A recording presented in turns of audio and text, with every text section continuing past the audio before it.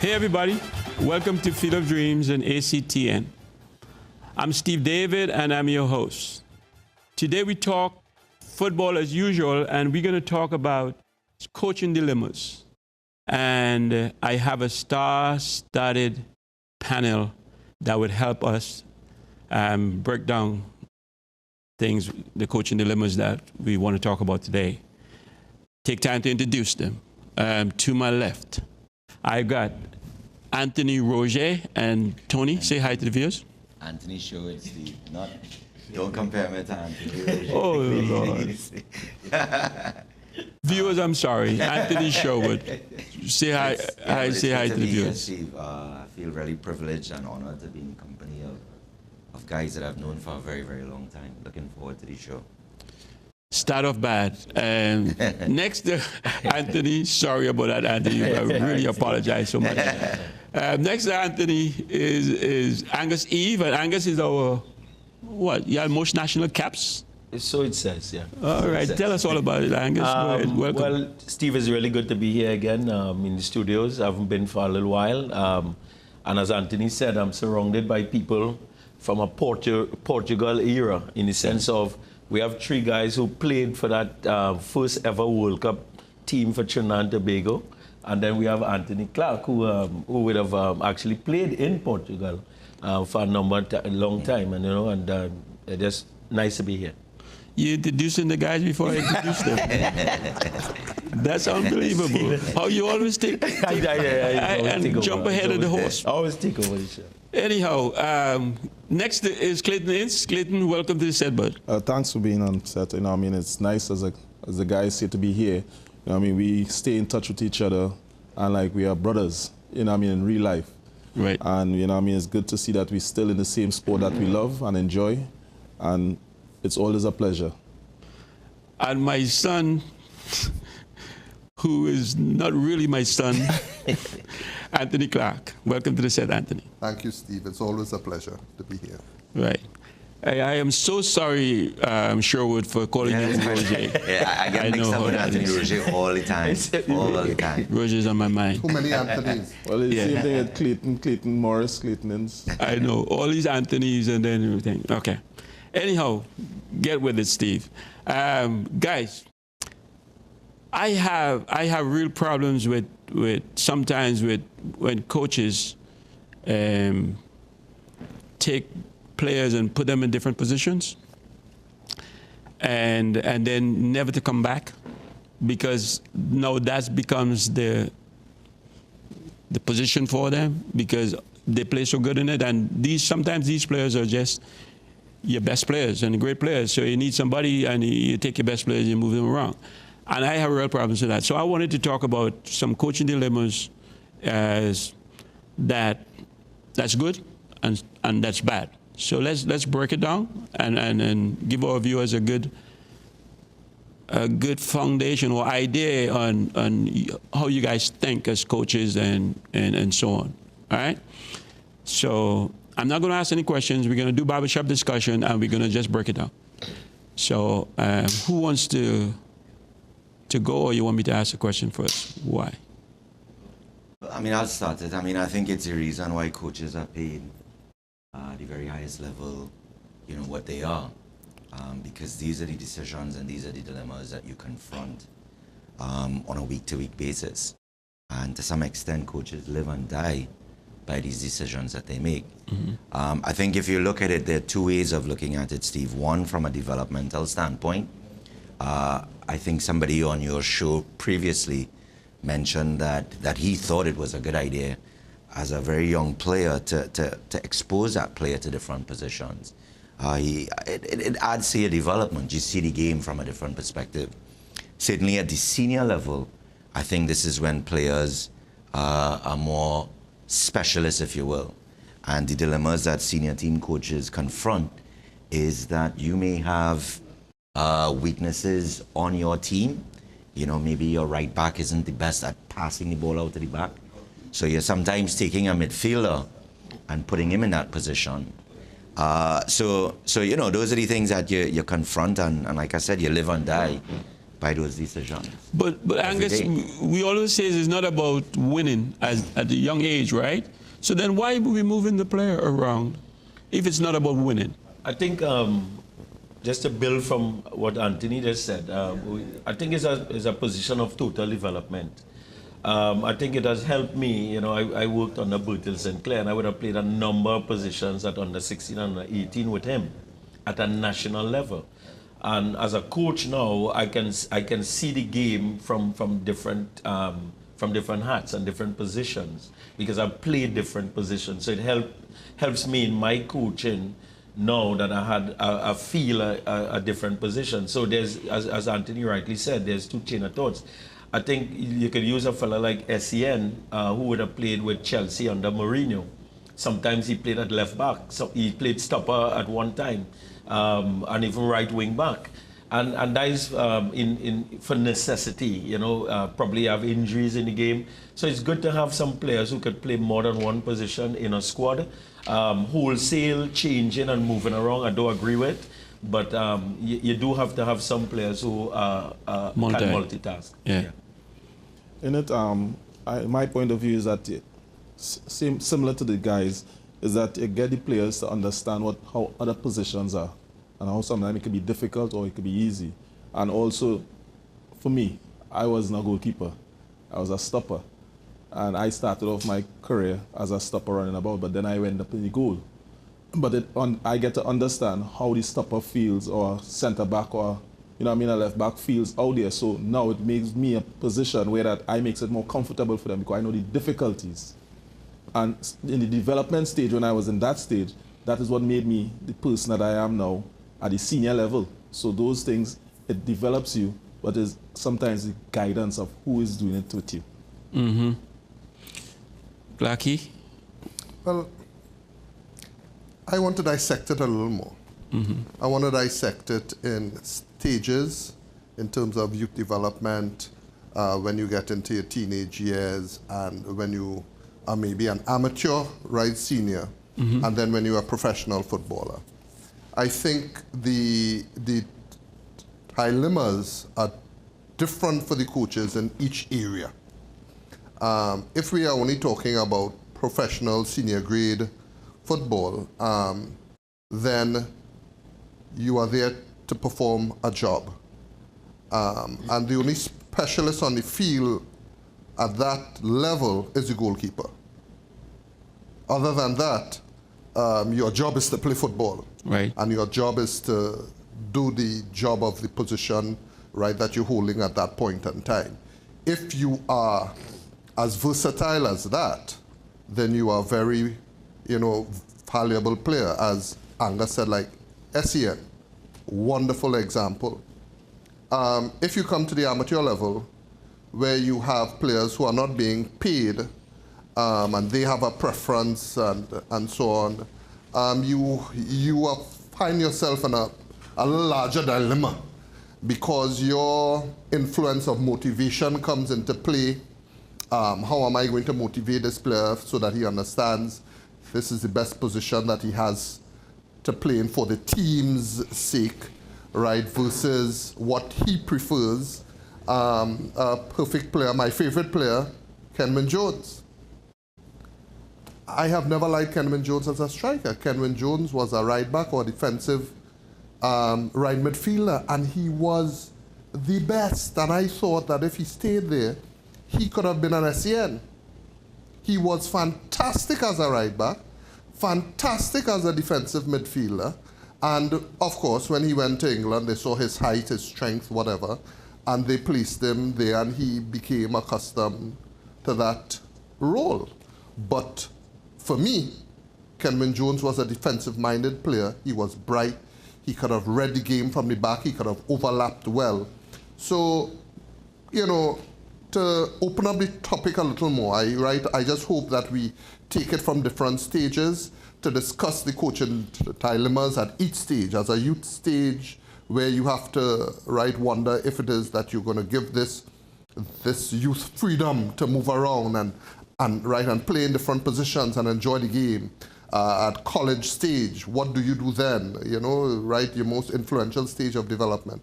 So I hope we open the topic up a little bit. And Kenwin is a good example of what my problem is with with that, and only because I had George Romano on the show before, and George was saying that he moved a kid around, and the kid did not want to go where he wanted him to go. So what do you do then? Because I felt like the kid is right. If I am a striker and I say I want to play striker, play me striker, or put me on the bench. So how you guys feel about that, and discuss that topic? I think it's in that situation, I think it's really a breakdown in communication. You know, so in other words, I think if you are good enough in terms of your man management, yes, I may have a player who is an exceptional striker, but the needs of the team may be that we need to reinforce in midfield. I think if you are able to communicate with that player effectively enough, good enough, maybe you can at that point have him see why it is indeed you're asking him to play a role that he may not necessarily want to. But again, it comes back to dilemmas, Steve. So what are you going to do, though? It's just, you know, listen, I think the thing that separates or could determine the sort of career you have in football, especially coming from a place like Trinidad and Tobago, is your versatility. I know a lot of players who've left Trinidad. We talk, again, Clarkie makes the best example, Kenwin. I always heard that Kenwin was a defender. A guy in England recognizes his attributes, and he's had a great career in England, a good enough career anyway, you know? So if he wasn't open to being a versatile guy, if he didn't have the mindset that I could do that sort of a job, then he would have gone there maybe and said, no, I don't want to play striker. I think I have more longevity as a defender. Right? He probably would have been still in England, maybe. I don't know. I think the issue is Tony touched on it, is man management. And a lot of coaches don't understand. Man management is a major part of you getting across your message and having a relationship with the players. And if you have that type of relationship with players, then they buy into your philosophy. They buy into what you bring to the table and what you're trying to teach to them and impart on them. Mm-hmm. And I think that, I mean, we used SCN as an example. I used SCN a little bit earlier. And Mourinho had to, I am sure he didn't really want to play right back. I'm sure he didn't really want to play a stopper. But because the coach was able to get in his mind and let the player understand the value that he had to, the role that he had to perform at that point in time for the team's benefit, I think that is the part where you want to, because he identified that anybody on this panel could identify that SCN could play any one of those positions comfortably. I think if you put him in the goal and all, he might dive around and try to make a save, because he's that type of player. He has that kind of personality. I had a situation where I got a call from a club in Trinidad. We were playing the under-23s. We were in the Pan Am games, and I was using Jovan Jones, who was a natural left back at that time. I was using him as a three-man midfield because I had a boy named Mikael Williams who was playing left back, and I wanted to put the best players on the park. And for me, Jovan Jones has a very high IQ in football. And I started to play him, and his club coach called me at the time, and he asked, how come you're playing Jovan in that position? I said the player's football IQ was so high that I think he could play anywhere on the park. When Jovan came back, he played for number 10 for his side. He never played left back anymore. He was best player for about 3 years at a number 10 role in that same club. And now Jovan is playing in Germany in a left wing or right wing position. So there are players who can multitask and can play. And Jovan you can put him back at left back and he'll play there comfortably as per usual. He was scoring the most goals to Trinidad and Tobago at left wing.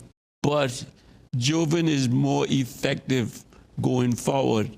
Jovan is not a good defender, but he plays there, I agree. But he is not a great defender.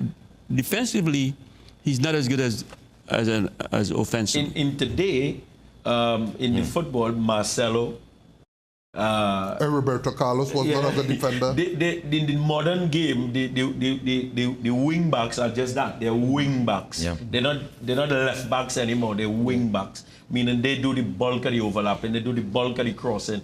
Marcelo is more in the box than his defensive midfielders, and he's coming way back from them. You know, so the modern game has evolved the positions somewhat. The game has changed a lot where that, people want to see more attacking.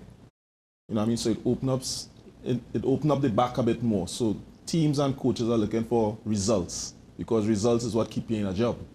You understand? And for having these type of players who could multitask but also give you a good product of results is what coaches look for. Before you chime in, Clarky, you said the game is about attacking, but they have everybody behind the ball. You guys, they're confusing me. Well, Because to me, the game is defensive now. Well, I don't think so, not because you attacking. look at the last set of European semi-finals, teams were leading 3-0 in from the Europa Cup and the European Cup, and the Italian teams are playing open, which you never see, and all the other teams were leading 3 and came back and lose 4 and 5 and 6. I'm gonna add to the dilemma because I'm gonna bring it back to the dilemma between the coach. Please do. A player recognizes he's doing well in college, and that's why I wanted to go right at the front stages. Right. He's doing well in college. He thinks he could get a scholarship as a striker in college and go to university in the US. But the coach, he has a very high IQ, he could read the game, so the coach wants him to play sweeper. At that age, he could read the game and so on. And I want to bring it back to what Angus and Anthony said in terms of management of that human resource. The player must be able to voice his opinion and look, my ambition is this. I think that my next stage in life is to go to university, and I need you to consider that in terms of your selection, because when coaches come to see me, my best performance or right, I will be a striker, I'll be able to score, I'll be able to do this and that. So those are the dilemmas which coaches face, which we have to keep the discussion right right, because that player knows what he wants to achieve, and he knows that, and it's obvious that, well, the coach also knows that, yes, you are the best striker on the squad, but then, right, for the team, right, I need you to play sweeper, right, because you as well will hold the entire team up, you'll read the game, you'll conduct everything from the back there. What happens in that case? Well, Hold that thought, Angus. I'll let you jump in when we come back. We need to take a break at this time. Viewers, we'll be right back after the short break.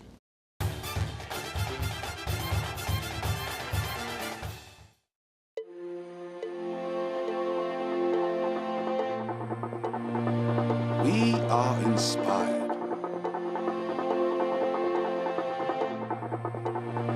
We are practiced.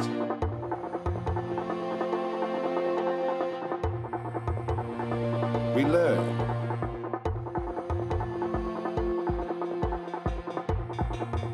We have challenges. We are supported. We persevere. And we shine.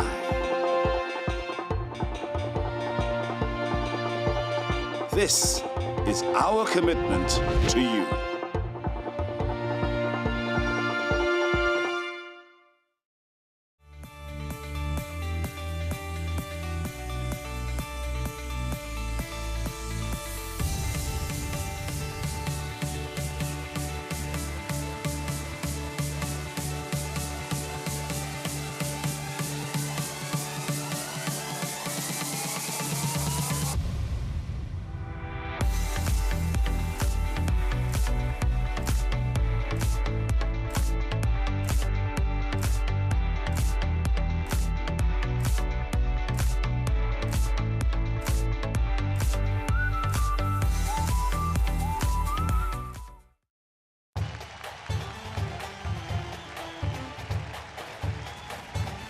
Okay, welcome back, viewers.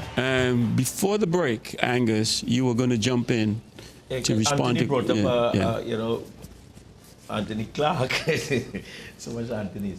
You spoke about the dilemma of a player who has his own aspirations. Right. And the coach looking at what is best for the team.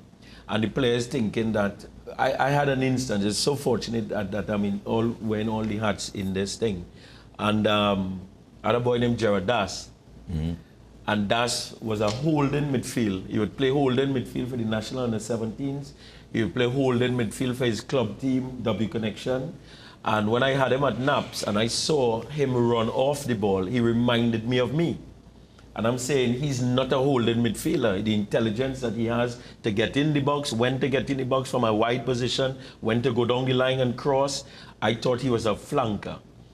And his parents came to me and they said, they're trying to get a scholarship for him. And I believe that him playing defensive midfield, he would have never gotten that scholarship. Today, I have albums from him, I have jerseys from his team, because when I move him to that position, he scored the most goals for that season in the Colleges League, and he's now at a #1 school in America because of scoring those goals. Right. What happens if it was reverse, where the player was that flank player doing well, and for the team, you needed him to play defensive, so it would have reduced his visual ability. Right. Now, this is where the coach, and is right, this is a dilemma for the coach. Right. Now, it's also a dilemma that what does he want to do? Does he want to play for the team, or is the player only playing for himself? And for me, the team is always going to be bigger than the player. I think everything to piggyback on what Angus is saying, every single coach that I can think of, whether it's in youth football, whether it's in senior football, is always going to make decisions, Steve, from the perspective of what's best for the team. And that's why you have players who are constantly falling out with managers at the highest level. You had Neymar, who left, one of the greatest teams in the world, right? Yeah. Because for whatever reason, he felt maybe it wasn't a good fit for him, So again, this is where man management, and this is where the abilities to check egos and communicate with players, this is where it comes in. But I know every single coach, whether you're a big coach in big leagues, or you're a village coach, you're always going to approach things from the perspective, what's best for my team? This guy is unequivocally one of the most dynamic guys. Maybe he's going to score a few goals, but he's really going to help us on the left side, for instance, because we have nobody there. I can maybe stick a player of slightly lesser ability up front, but maybe we'll be effective because this guy allows us to be a better team in that position. There's some of the coaches, though, and you do that and it worked great. But you do that and it doesn't work, or you have, let's say you have 10 defenders, and you're taking a striker now and putting them in defense and eliminating those 10 defenders from getting a position in the 4 defenders. So they're looking at you like, coach? Well, that said, Steve, there are some guys who are not good coaches, let's be honest. That's the reality in any profession. You have guys who are exceptionally good, and you have guys who make bad decisions, right? And at the highest level, the guys who make bad decisions are the guys who ultimately suffer the consequences. That's just the reality. I need us to talk about this. A coach can make a player, and he can break a player. So I need us to break that down, compare and contrast the making of a player and the breaking of a player, because it happens. So, and when you break a player, it's the worst thing you could ever do. Well, in my view, I think, coaches have to really assess the type of players they want around them, the players that they could get to influence them at the best and get the player to play at his best ability. And every day as we, as coaches, go there, we see different aspects of the player that could bring something to the team, to make the team. And that is one of the aspects of a coach, identifying these little things that the normal supporter or anybody wouldn't see. That helps the development of the person and to bring the team forward. And coaching is really a tough job because the eye and the vision of what you see, people wouldn't see it. You understand? And in getting that player to perform for the team and to help himself improve as an individual too, that is what, as you say, man management is about. I'm glad you went there, Steve, because I was going to bring into the conversation the aspect of timing. If I am speaking to the player and indicate, well, look, I have some work to do as a coach with my defenders at the time. I understand that this is your best position. And if the coach takes an entire season understanding that he is diminishing your ability to perform where you are best at and doesn't take time to groom and train the players who have lesser ability, all right, he wants me to play right sweeper, but it has two sweepers there. How am I going to work on these two sweepers? So by mid-season, okay, I'm also helping that player to go back in the position where his career could move forward. That is why I want to break it down, because you saying that the coach is going to only take the aspect of the team is the best. But this is this guy's education going forward. And if you keep him there, nobody might see him, and then he wouldn't get a scholarship. His parents can't afford to send him to school. And therefore, I think that's a selfish statement if it is a coach makes that statement for a college player. And that's why I wanted to break it I want down. to contradict you a little bit, Okapi, because I think ultimately in any team, the cream rises to the crop. And there are some players who have done enough to ensure that they're always going to be on the field. If I ever had a player who comes to me and says, you know, coach, I can't make it at forward, but I want to play right back, or I want to play left back, or something outlandish like that. What it says to me is that that guy doesn't, or what's obvious to me is that that guy does not have the qualities. You know, in any given 11, in any given training squad or team that's preparing, the best players are usually ones who typically, barring injuries and tactics and everything else, but there's certain players that will always be on the field. No, agreed, right? You know? What I'm saying is this, the confrontation or the dilemma I'm bringing to it is that, yes, he agrees that he is the most versatile player.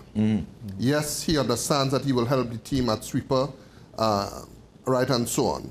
But from a coach, right, from a coaching perspective, you also have to understand that at this stage in the player's career, in terms of college, not anywhere else, that the player that coaches coming from the States, you know that strikers are most wanted in college football in the US and so on.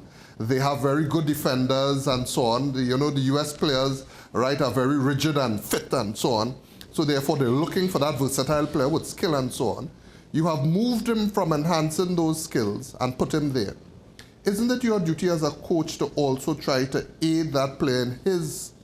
and I'm specifically speaking about college football. Yeah. So therefore, you as a coach now, by mid-season, you should be doing drills to help the other players develop. And they don't.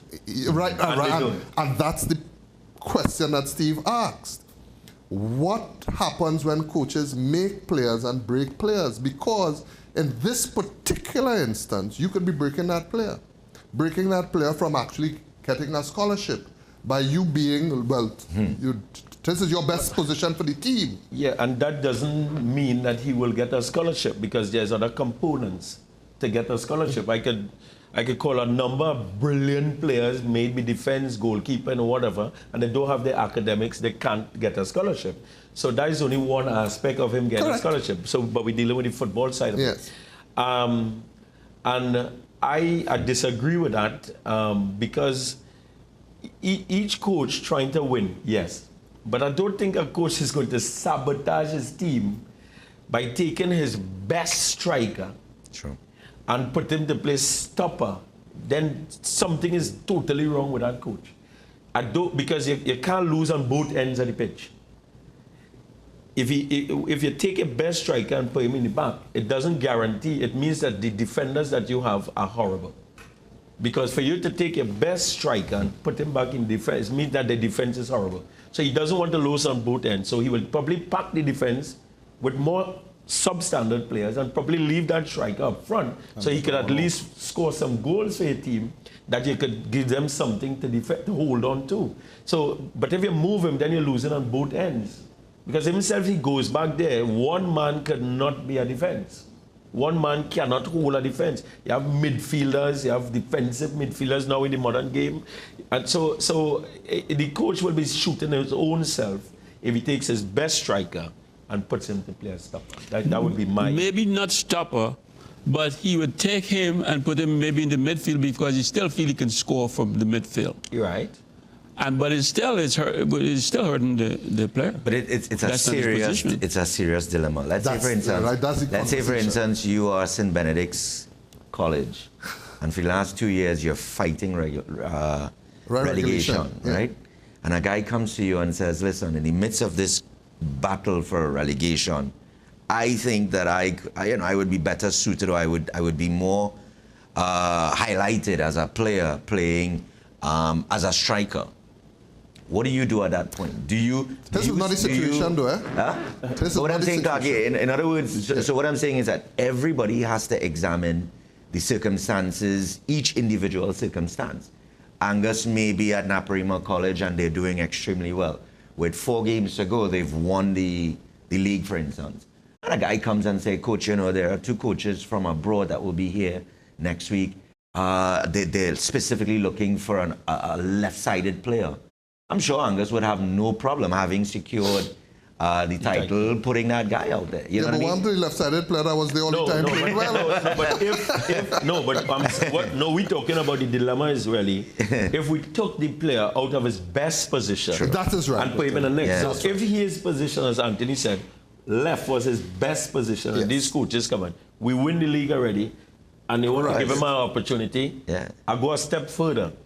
You used Benedict's. And they were in a particular position, and another coach came in at the middle of the season with the exact same players, shuffled the deck a little bit, and that same team were not in the relegation zone anymore. Yes. So are we saying that somewhere along the line it was coach, issue before? And that is why I'm bringing back Steve's point. He said, "Let us discuss how coaches can make a player." And how coaches break players. And Tony said something that I didn't agree with when he said there are a lot of bad coaches. Each one of us are coaches and we're different in our methodology. Because if somebody else get Mourinho team, if Pochettino, one of them get Mourinho team with their style, they would kill people. True. Unfortunately, Mourinho is a very pragmatic coach. It doesn't mean to say that he's a bad coach. It just means that he has a set of attacking players and that's not his style of play. So I don't ever say a coach is good or this one is bad or I'm better or things. Yes. Because it's about opinions. Yeah. If I take these 5 players, I'd probably watch Clarkey and Clayton and say, they're stoppers. Because of the size and the strength. Angus look like a nippy-looking tot. Sherwood good on his feet. But somebody might want to play Anthony up front because he can dribble the ball and lay it off for somebody. So football is about opinions. And we have to be very careful how we look at those things. Because maybe the national team playing and somebody might say, well, Hakeem Armstrong, for instance, he's been playing, he won 2 players of the month in the league. There are players who are unattached and they're being selected on the team. So football is about opinions and we must be very careful not to, cast aspersions on each other, as coaches. All that said, Angus, I can tell you I have encountered some bad coaches in my time. And I'm not talking, now we're talking generally here about football at a certain level, English Premier League. I mean, all those guys are well-qualified players. Sam Allardyce has the same UEFA A license that Mourinho has. You know what I mean? Decision-making, dilemmas, how they handle it is what differentiates sometimes the success one has or another. But I am telling you that I have encountered sometimes in the US, for instance, and I'm basing that on the way those coaches, for instance, communicate with their players. I'm talking about you know, a 40-year-old coach berating a 9-year-old kid. For Right. me, there's nothing I can say about you other than the fact that you're a terrible individual, right? A terrible coach for doing something like that to a child at that age, you know? So I just want to make the distinction, you know. I guess when we're talking here, we're referring to football at a pretty certain good level, yes. yeah. I think in coaching too that, you know, I mean, some coaches, they think that, or some people think that sometimes because I play and I had a good standard that I could coach, you understand? And a lot of people look into that aspect of the game, that because you're playing, you're a good coach. It doesn't always look like that, because what you have to look for and what you have to see that players and people don't see is the real minute things that, you know what I mean, it's hard to the eye. And as a coach, to have a good team, to bring a good team, to have your philosophy that people understand, it will take some form and some time. As Angus rightfully saying, I mean, it's have nothing of bad coaching, it's just your philosophy is totally different to others. But your selection of who you want, where you want, the place that you're at, you understand? All those things are things that is vital to making players great. And as you say, using great players and breaking them down to the minute. You understand? So is it within yourself? You have to know exactly how to make that balance. Let me throw something at you guys. Devil's advocate again. Your favorite boy, your favorite striker, what's his name again? Kenman Jones. Kenman Jones left here as a defender, and they turned him into a striker in England. Jovan Jones left here, two Jones, as a offensive player, midfield.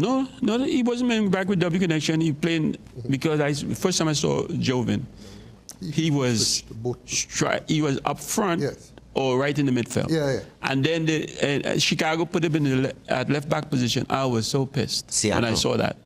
Chicago. But that's where he started. First, he went Oh, first. he went to Chicago, yeah. They put him in left back. I was so pissed. I stopped looking at the games after that. But when Kedwin came back here, we kept him up front. When Jovan came back here, we put him where he's supposed to be. Yeah. Think about that. We discuss that when we come back. Let's take a break. Viewers, we'll be right back after the short break.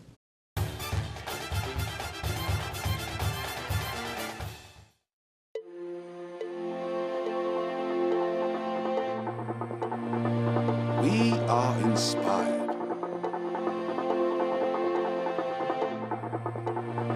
We are practiced.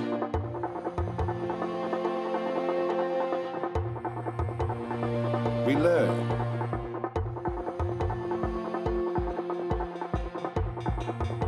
We have challenges.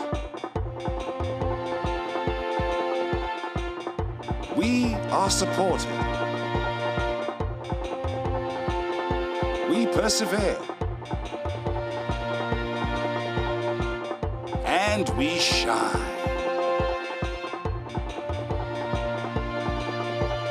This is our commitment to you.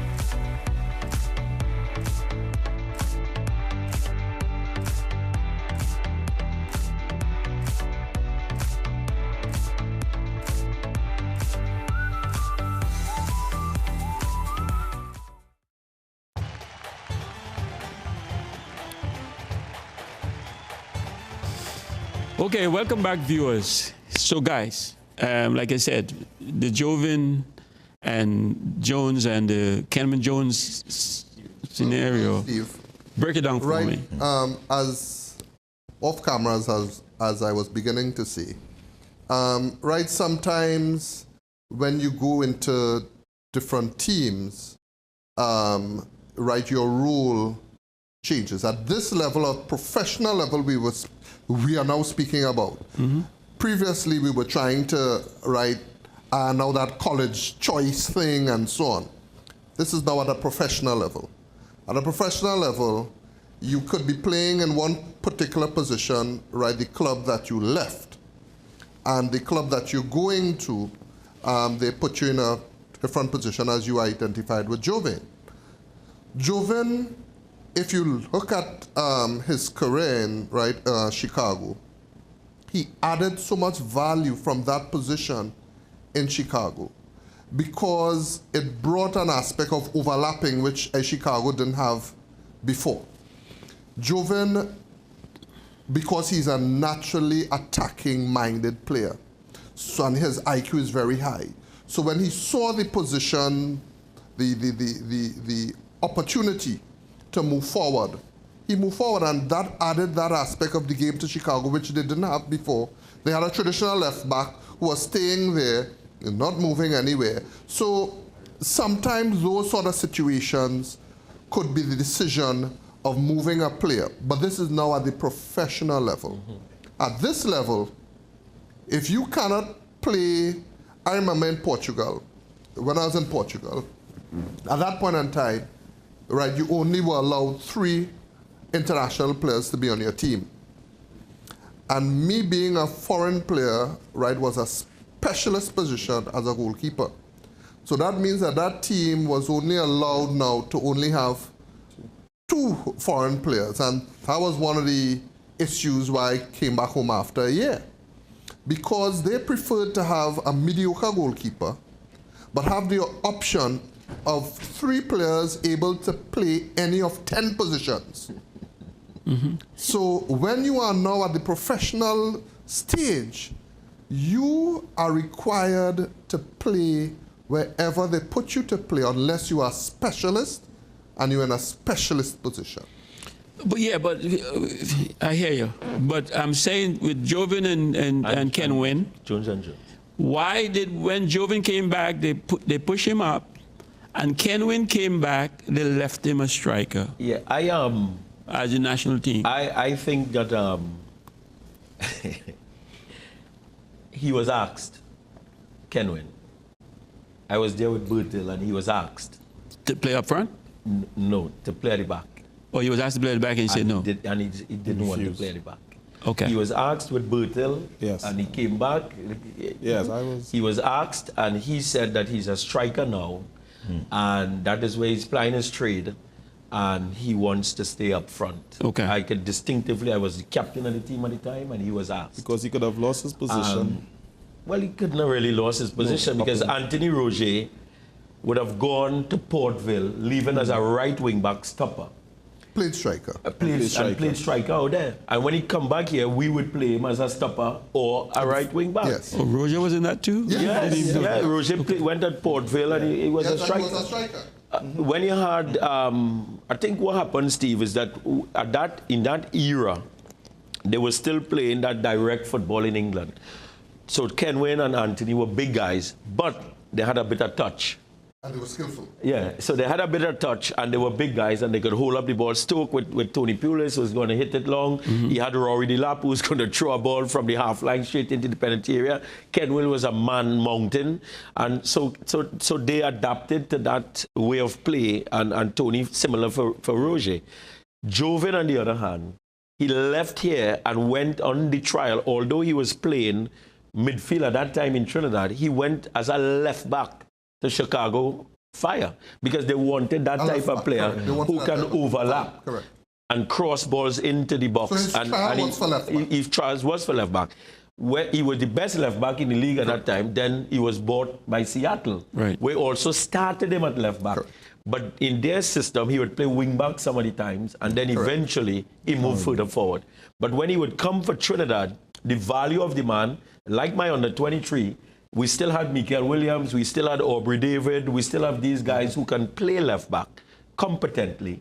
So he was then pushed a bit forward for Trinidad and Tobago, and that worked for us. So I think, Steve, Clarky alluded it a little bit early, is the dynamic of the team at the point in time and the personnel of the team. You could do that with a a Jovan Jones. But also, as you realize, the player has to also want to buy into that fact that, listen, you've been a stopper. We know you as a wing back, stopper, or defensive midfield all the time. But you're playing, but we would like you to play for Trinidad and Tobago at the back. And it's up to the player to say whether he wants to or not at that professional level. Yeah. So I didn't know Roger, Ken Wynn. I didn't know Ken Wynn was asked. yeah, to go yeah. back. He was asked. And he refused. But if that was the case, then okay, he made that decision. Yeah, he did. And then you can blame the coach. And he wasn't. And to be fair to Kedwin, he done great as striker. I Right. mean, he scored a lot of goals. Yeah, he done well. You see, people, we tend to watch the latter part of his career where he wasn't really mobile. I, for one, believe that he was carrying an injury for a little while. And he wasn't performing at his optimum. But in his first games for Trinidad, he had a very good record. Goals per game ratio, it was very good. It tapered off coming down to the end, but at the beginning when he started to come back, he was scoring almost a goal every 3 games. No, it also depended at that time with Kenwin, the type of football the coach wanted to play. Because for me, if I was the coach, I would not have been playing that type of football. I would have maybe had 2 strikers rather than this one striker. And therefore, I would have wanted a stationary person and one moving and so on, or maybe 2 very mobile forwards. But the coach wanted that type of individual up front for whatever reason.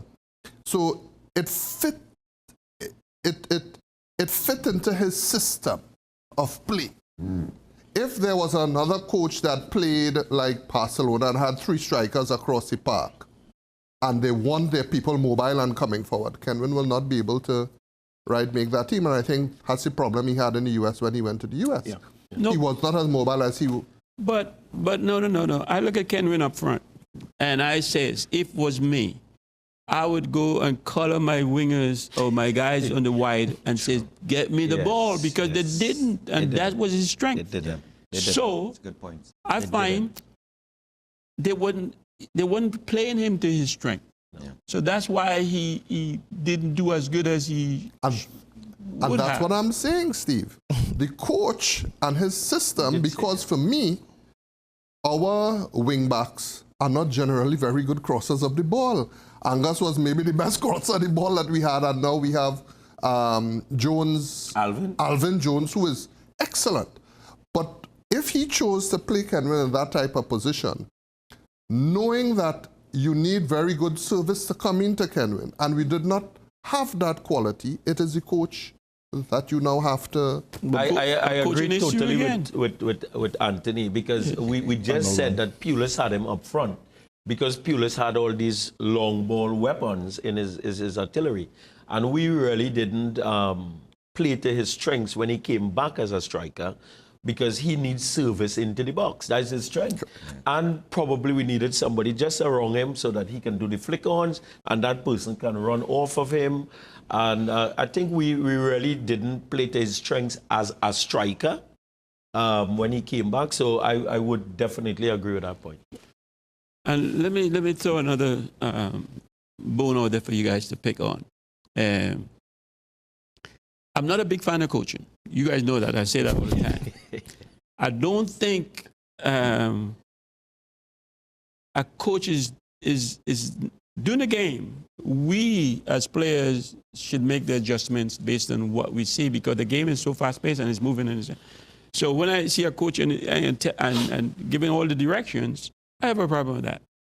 And I also have a problem with, I think the coach should say the plan, and if it's not working, if his plan is not working, the players or the leaders in the team make some adjustments, and then they figure it out. But when we start coaching kids from 8 years old and we're telling them what to do, and I think we're hurting them because they don't get that to make adjustments in the field and make the decisions. Pick that apart for me. I think in coaching programs, and the different type of coaches. We went out the under 18 or the under 16, and therefore we think we could go pro or go Super League, and it's a big jump. if you don't understand it and you don't educate yourself into it, as you say, with the players, the type of league you're in, the type of ability that the players that you're going into, because we have perfect example. We have teams, clubs that win out under 14, under 16, and you think that coach is a good coach. But when the players go up to the different level, they cannot make it. Or even if the coach goes up, he cannot make it. So it have a particular part of where you are as a coach and your educational level and understanding the game and understanding the players that you have and how you could help them, educate them. You yourself as a coach have to look into yourself too. Right. I think players need direction. If you put 11 players on a park, all of them will have a different idea of the game. And we might have a situation where Anthony Clark wants to play forward. But I go there. And he's a goalkeeper. And he now goes up front, and there's no shape of the team. There's no, a lot of times I hear coaches, I heard the coach say in the last Trinidad game that there was no passing, there was no cohesion, there was no, I think that's coaching. Because we had to know, if I come inside, what do you do after that? And if he push here, what do you do after that? How do we defend as a team? That philosophy, that comes from the coach. The individual players, you could be a Pep Guardiola and buy the right back for 50 million and the left back for 50 million. Because last year he couldn't win because he had subpar defenders. So he went out and bought some of the better defenders this year. So the coach formulates the shape of the team, the identity of the team, and he brings in the players that will suit his identity. Now, in a national setup, it's a little bit different. You can't just go everywhere and anywhere and bring in a player. Everybody says that Messi plays a lot different for Barcelona. It's only natural. He's not playing with the caliber of players that he's playing for at Argentina. He's playing with the best players in the world at Barcelona. So it's always going to look different. But I do think the coach's role is even more important than any player that you would have on the pitch, simply because of, I do understand what you're saying, Steve, about taking the game by the scruff of your neck and driving your players forward and thing, because you're here in Manchester saying, we are no leaders on the park. We are no players who, like the Scholes and the Roy Keanes and these kind of guys. So personality is a big part, but I do think the coach is very important. But I think coaching is done during the week, but on the Saturday, you can sit back and enjoy it, because you should have done all your work during the week, and now Saturday the players and they had to figure it out because you put the best players there. Everything has to be taken into context, Steve. There are some coaches who've worked with teams for a very, very long time. The level of understanding between those players and the coach, the philosophy of the group, it's well established. So the truth is, maybe with Naparima College, maybe Angus doesn't have to say that much to his players because they understand, they've been around him for a while. Maybe because Shiva is going to beat them anyway? Well, I don't know, right? We're just talking hypotheticals here, Steve, right? Maybe with Club Sando, they're older players, they've been around them longer. He doesn't have to do as much as it pertains to sideline communication. So a lot of it just has to do with the makeup of the team that you have. I think it also has to do with the coaching. For example, I have been around Stuart Charles. Stuart Charles has a very, right when this professional league started, he took his time with the players. He actually taught the players the game of football, which is not done at a young age here. Right? Players go and play, but they don't understand the concept of the game, and so on, they play. So there's some coaching that is needed at not the youngest level, but the intermediate level, and we don't get that at all, right? At the senior level, if you get players that know the game, then, Steve, they can make those decisions with your coaching of your philosophy and so on. Them knowing the game, they can be more dynamic in their choices on the park. I too hate to see a coach that is at the side of the pitch shouting every pass that a player has to make. I mean, Angus was right. I think he experienced that while as a player. right, somewhere in the east, somewhere, right in Sawa, somewhere there. I'm not calling any names. Somewhere in Sawa there, right? And that says a number of things. It says, one, that on the training pitch, you're not putting enough confidence in your players to know that, listen, I have the ability to make this decision. Or you're putting fear into them saying, well, oh, I ain't sure what to do when I get it, if to dribble or go. And then, right, sometimes, right, the coach shouting and they'll pass. And then the other time, right, you get it. And he realized that there's nobody, and then he said, take on. So you are waiting for that coach to tell you because the coach has not done his work on the training field. Sure. Stuart Charles, on the other hand, sometimes he sits on that right sideline, the team is playing, and he will get up and just give an instruction, and he heads back on the bench, and he only talks when he is inside the dressing room. You're a big fan of W Connection. Yeah, and I just want to say before we move on that he doesn't get up much because he has his mouthpiece, Earl, who's shouting all the instructions. No, but Earl was a player before that. No, he's shouting all the instructions. All right, listen, before we go, because we only got 1 minute, one of you guys make an appeal to coaches or anything that would, let's wrap this all up and put it together. I just do it in just the way Clarkey started it, because I think that is the right way, that there's different tiers. You alluded to the fact just now, Steve. I think under 12 should not be overly coached. They must learn the game. They must go out there and play and whatever. From under 16, you start to teach children shape, systems and all that kind of thing, because in the under 18 they're looking to play professional football. That is how the world is going. So I think we have coaches take it in tiers. Let the little kids enjoy the game at that point in time. Okay, I want to thank you guys so much for so little. But no, I appreciate you guys so much. Thank you so much, guys. Good discussion. Viewers, thank you for tuning in every Monday night, and we do repeat on a Tuesday. We really appreciate you as well. ACTN, thanks for giving us the opportunity. We do have a Facebook page. You can check us out, and we do have an email address, fieldofdreamstt@gmail.com. There you can drop us a line. And the show's ended. Go in peace. My name is Steve David. See you next Monday night. Good night.